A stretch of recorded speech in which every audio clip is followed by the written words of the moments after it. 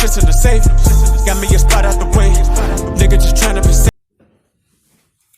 Let's get to the sports talk. Star, at least we all hope, and that's Tua Tagovailoa. Where are we there? Well, we're getting very good reports on where his hip stands right now, but that not necessarily coming from teams.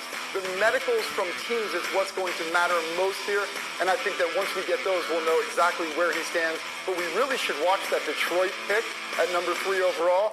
That where a lot of people think potentially Tua could land. We're going to hear ad nauseum that Detroit pick is for sale because a lot of people are going to try to say that is where he'll go. Yeah, but there's a lot of draft consequence in that as well, which I want to get to in a minute. But let's start with our resident Tua correspondent here, and that, of course, is Laura Rutledge. What can you fill us in on as far as the medical test we got back yesterday? Yeah, he's doing really well, and the fracture fully healed, which I think is the really important part with this hip injury. You wanted to see that just really be structurally where they want it to be for the further health of Tua. And you know, to go back to what's consistently been said by the doctors who are very close to this, he's been ahead of schedule.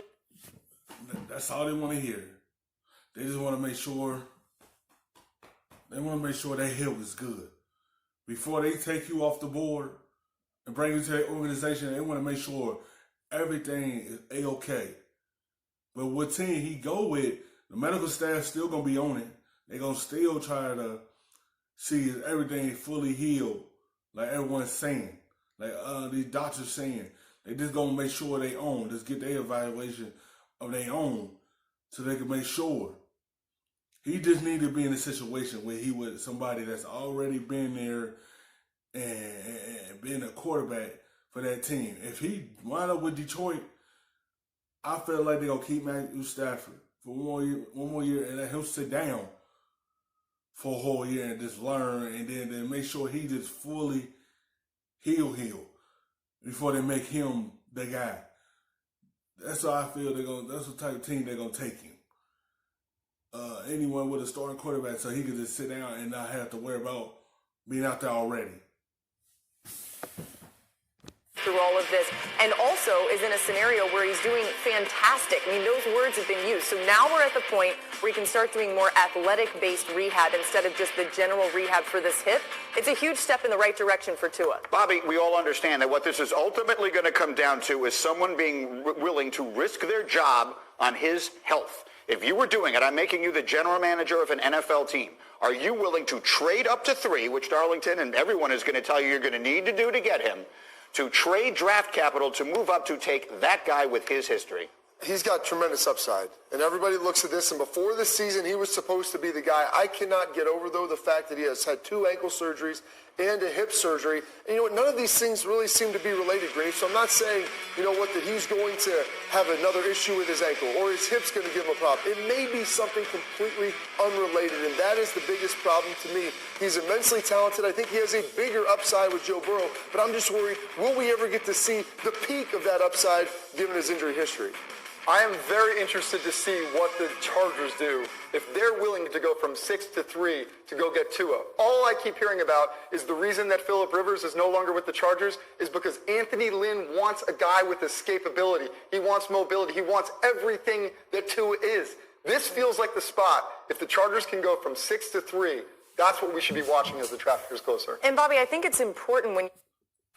What's important is they want to make sure when he dropped back and had to turn his hips to throw the football, or when he escapes out the pocket, they're going to hold their breath.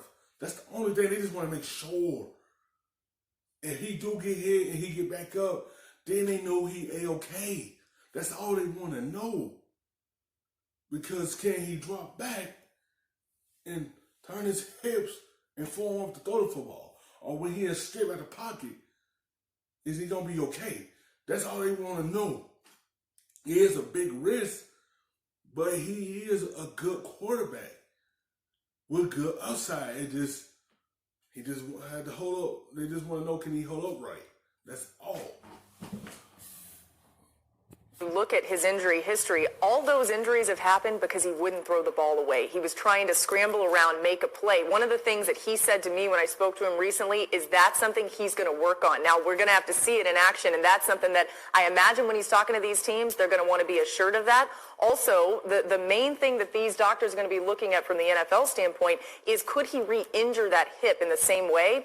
That was an injury that happens in car accidents. It was a fluky thing that doesn't usually even happen in football. Everybody loves extending the play. They love the quarterback running around, and on third down, you buy some time, Greeny, you pick up that 3rd and 8. The problem is you take a ton of hits when you try to hold the football and make a play. If it ain't there, throw it away. Protect yourself. If that play ain't there, live another down. Throw it away. Or lay down and take that sack or do anything. Don't try to do too much. When you do too much, that will happen. You get those injuries when you try to do extra things. Save yourself.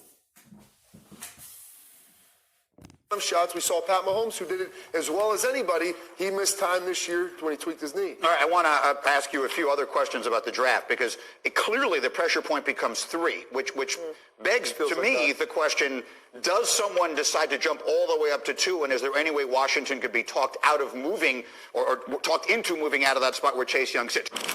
We're so glad you're watching ESPN on YouTube. For more sports and analysis, download the ESPN. For the look, baby, the rub, nigga, I gotta be safe.